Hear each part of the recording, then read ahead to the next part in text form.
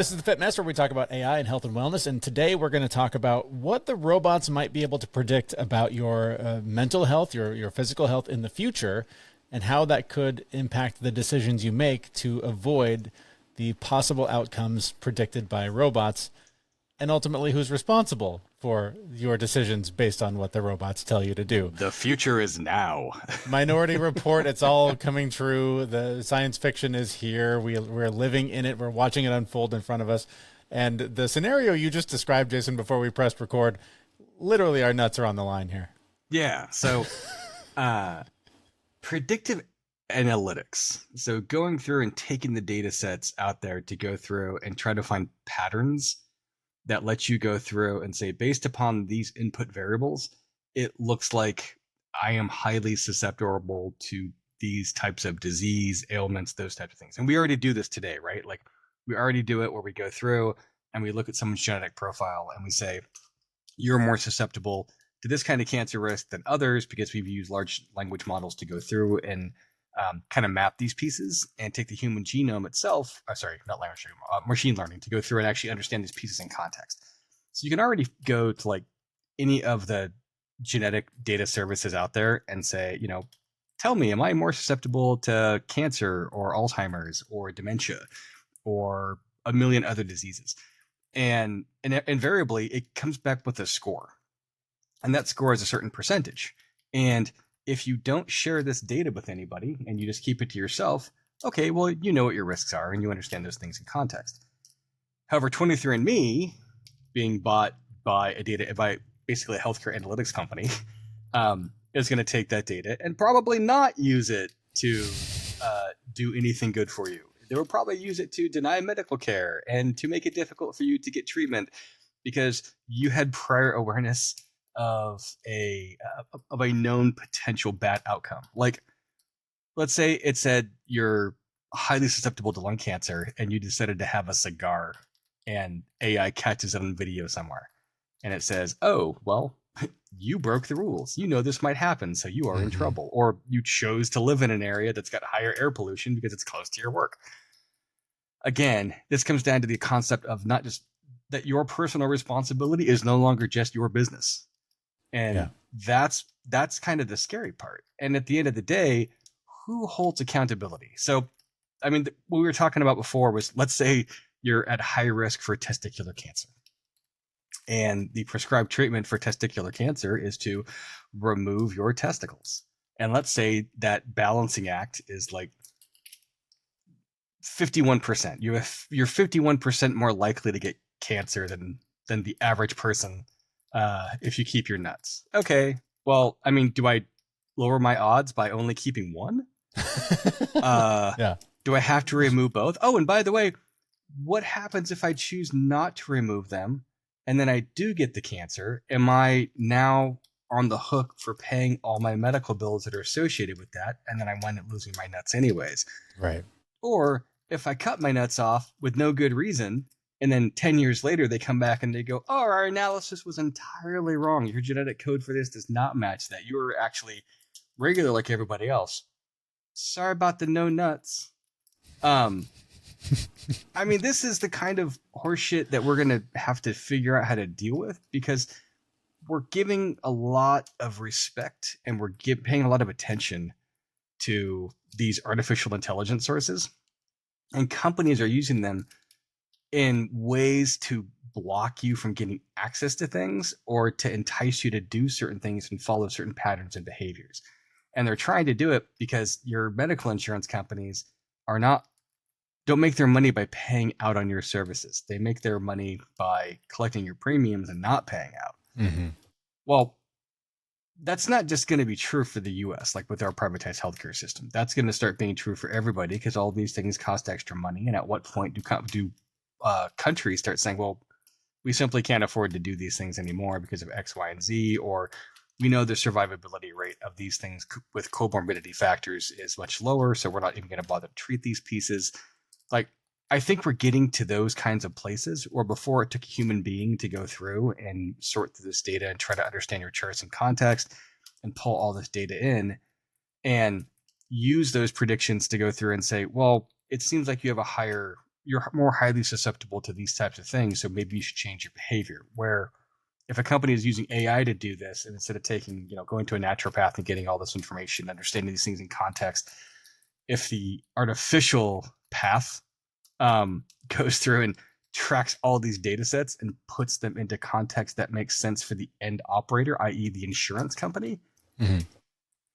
that's a whole different ballgame. And we're heading there. Like, they're going to use this for that kind of fashion. So the next question becomes, what do I do with this information? And how do I not make myself more panicked and more scared and more susceptible to stress-related death causes or anxiety causes because of this? And I think that's the part we should chat about.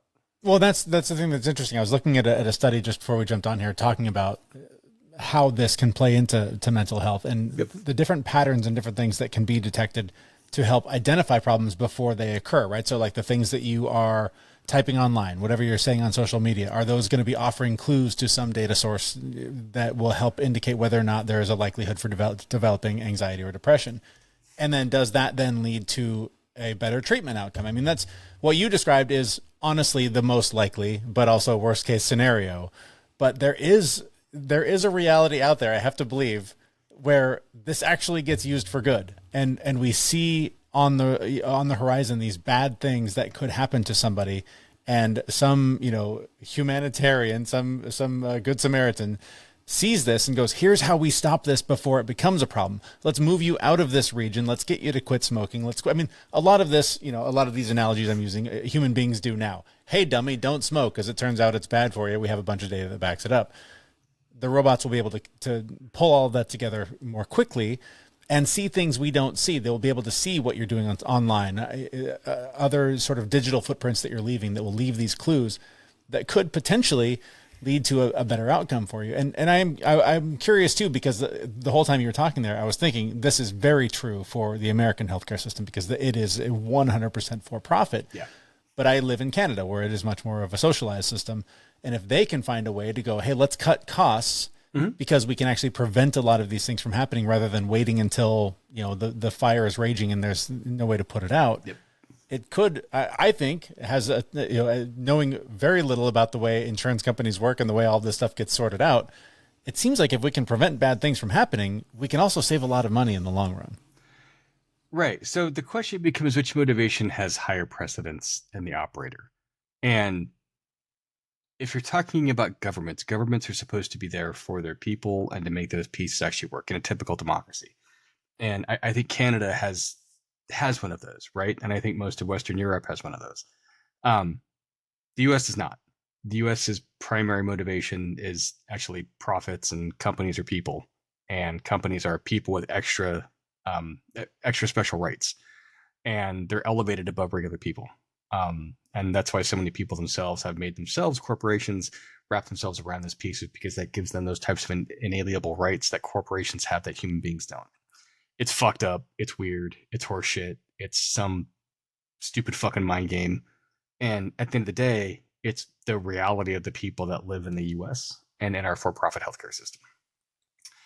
So I do think what winds up happening is the US winds up affecting everybody's healthcare downstream, because we are one of the largest providers and builders of medical care record systems, medical compliance systems, all these different component pieces that people use to make decisions. And because that's who we are, because that's what we provide and that's what we produce, as much as you want to think I'm safe in Canada, I don't think you are. I think our ability to fuck things up in the US is highly contagious, and our blast radius is global when we do make those kinds of mistakes. And I think we're running headstrong into this one, and we're going to do that. Now, don't get me wrong. I think people and some companies and some organizations will find a way to use AI in not nefarious ways, not shitty ways, to do the things that you're talking about. Like, hey, let's have you move. Let's have you get away from these power lines. Let's have you do this. Let's have you do that. But the cost basis to be able to do something like that in the US can be incredibly prohibitive, and you may not actually have access to those pieces. So Obamacare, the ACA, comes in and says everybody has to have healthcare. Well, it wouldn't be that hard for the ACA to also say everyone's DNA needs to be on file. And I think we are in a particular administration that is highly susceptible to implementing that as an executive order. And it doesn't matter if another administration comes in and says, get rid of all of it. It's done. Tough shit, dude. Once you're in, you're in. Yep. Like, it's a fucking Chinese finger trap, for the lack of a better term. When you're in it, you're in it. There's no way to wiggle out. You're just kind of stuck. And yeah, you can slowly try to move yourself out. And yes, I understand it might not be the best analogy. Maybe the better analogy is Roach Hotel. We're in a Roach Hotel and we're stuck and we're glued in there. And it's a big fucking party of genetic mayhem. And once you check in, you don't check out. And I think that's what our reality is, especially in the US right now. Well, not to pull a talking point from the conservative playbook or anything, but this does open up a door for private industry to create tools. You know, going back to the mental health analogy, if there's something that you can attach to your Facebook account, and every time you have reached the 100th post on why I hate Donald Trump, something can jump in and say, hey, maybe step away. Maybe take a break from the news for a week. It might do you some good, right? There's ways that, like, removing the insurance company altogether, or removing even the medical industry, there are some tools that I think could be implemented that will be able to monitor. God, I'm saying this out loud. I don't even know. I don't think I even agree with myself, but you can monitor your behavior and help suggest things that could make your life better. Because if you fall into these patterns of constantly whining to Facebook or constantly interacting with your AI tool as your therapist, and it goes, I'm seeing a pattern here. You come to me for a lot of stuff. Have you talked to a person? Have you gone outside lately? Maybe just give it a shot. Like, I just think that there's the optimist in me wants to believe there's a way that we can use this and help. And honestly, like, just try to help people.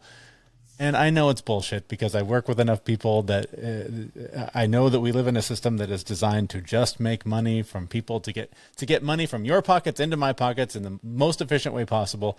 And the actual helping of people seems to be something that nobody seems to give a shit about anymore. Extracting profit from pain.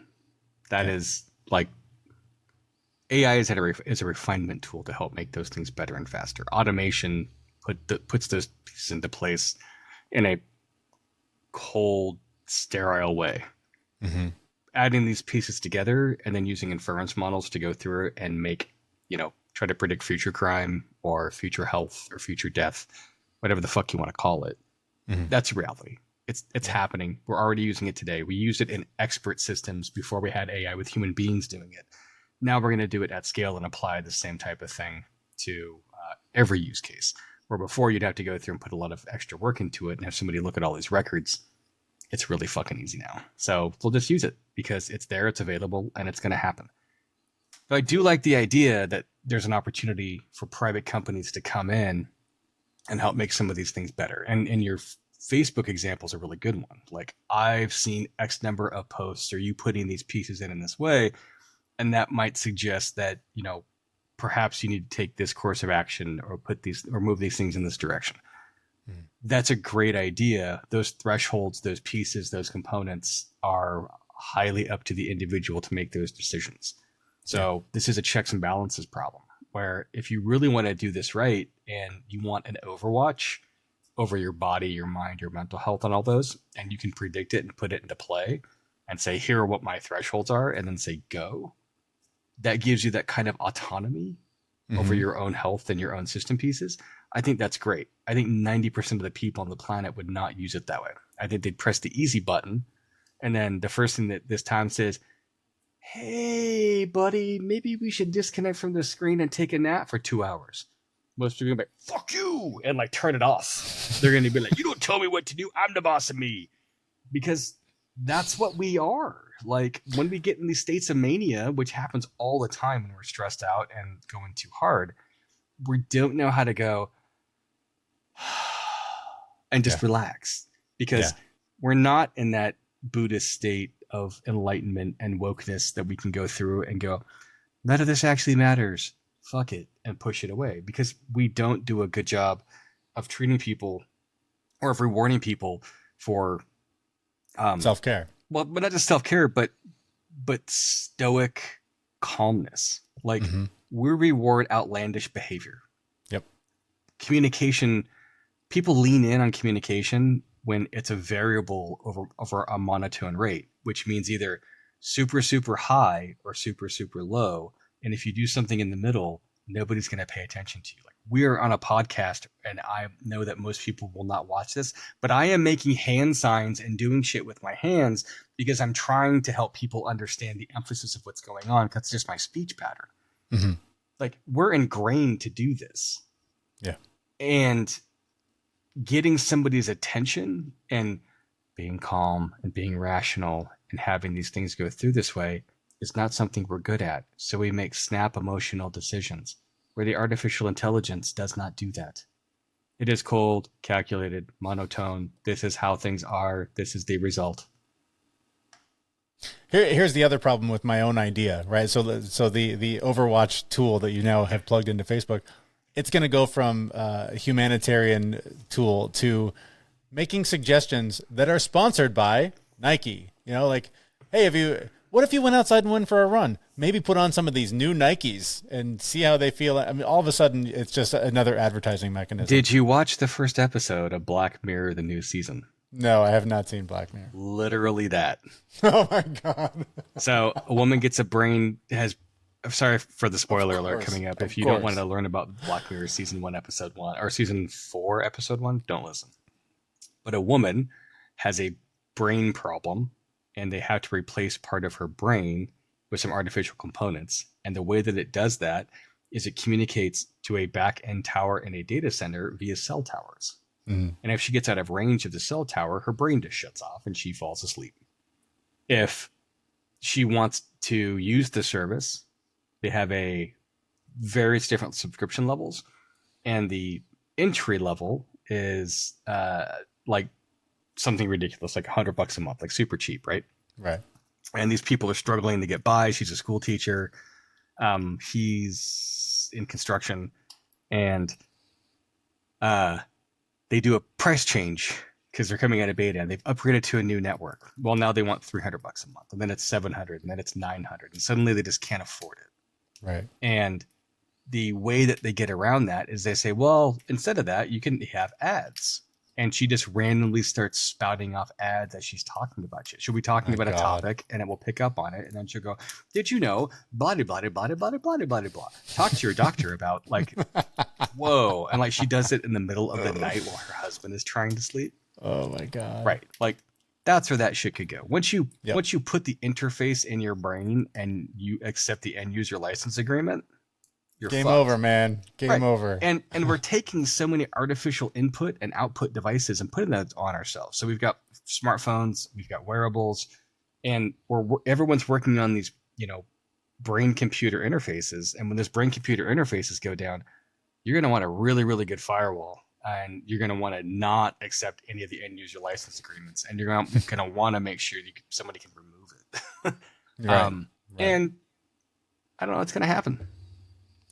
So then I'll take it back to the question that you asked. Yeah. What do we do about it? We've resumed our doom and gloom talk about the inevitable end of society thanks to AI. Because it's Wednesday. Wednesday. What do we do to protect ourselves? The doom and gloom one is on hump day. The happiness one is on Friday, so we go into the weekend feeling good. This is the shit. I can't believe this. I got to grind through the rest of the week. And then Friday, it's the joyous one. So what do we do about it? So short of like abandoning society and moving to a cabin in the woods, which I think is what you could actually do about it and not have to, which probably solve 99.9% of all of the first world problems that most of us experience these days. Yeah. Check your data. Don't allow any end user, don't accept any end user license agreement on anything. Disconnect from social media. Stop listening to podcasts and dum-dums like us who actually don't fucking know anything and are just here talking about summaries of information that we pulled in. Which, by the way, I think we're not just dum-dums. But realistically speaking, looking at your social media footprint is probably a really good starting point. So if what you're doing is out there rage blasting or rage tweeting or whatever you're going to do on your social media platforms, maybe stop that. And that's good advice in general, because things are watching that and they will start to correlate those pieces and put those pieces into play. Next, if you have subscribed to a DNA service of some kind that's tracking your information and has good information on you, start looking into ways to go through and ask to get your data back and have your data destroyed. Now, if you're in Europe, GDPR requires them to do that. In the US, there's no data protection rights around that. But if you live in California, there is, and other states are beginning to adopt these laws as well. I don't know what Canada's digital data footprint laws are, but it's worth investigating. But lots of countries are starting to do this because they want people to have autonomy over their data. So once you get that, then you can start taking those pieces out and try to protect it as best as you can. And I think that's how these things are going to make sense. For people that have to have medical insurance, or you have to give up your end user rights to your data, that's a whole different scenario. And HIPAA is supposed to protect this, but HIPAA only applies to the medical community. And oddly enough, insurance companies are not considered to be part of the medical community, even though they have doctors and even though they can look at your medical records. Those scenarios, they don't necessarily have to follow all of the HIPAA rules when they take your data. Now, they might have to go through and anonymize certain data sets, pull those pieces apart and back them out. But the compliancy legislation around it is not clear. And all it really is just it's the handling of records and who you are and are not allowed to give them to. But as an individual, if you sign up for an insurance company, part of their license agreement says that you have to give them full access to your medical information. So this is one of those things where you're just going to have to be very, very careful with the input sources that you're allowing people to look at. And the best way for you to do that, again, is to move out to a cabin in the woods. Short of that, disconnect as much as possible, and then sanitize your data streams. Much of what you just said, terrifying, but I'm going to echo, not only for all of these reasons to look at what you're doing on social media for these reasons, but also because you're not going to change anyone's mind. Right. There is no Facebook post in the history of Facebook that ever made anyone go, oh God, I never thought of it that way. Huh, you're right. So just stop, because you're not helping yourself. You're terrorizing yourself. You're terrorizing all your friends. Just stop with the rage posting. Let's try and have some fun, people. Come on. What's wrong with you? All right. We're going to have some fun. We just had some fun. We're going to have some more. We're going to wrap this one up. Thanks so much for watching this on YouTube or listening to this on your favorite podcast player. Come back in about a week to get another one. It's going to be also at our website, thefitmess.com. And we'll see you in about a week. Thanks so much. See you soon. Yeah, bye-bye.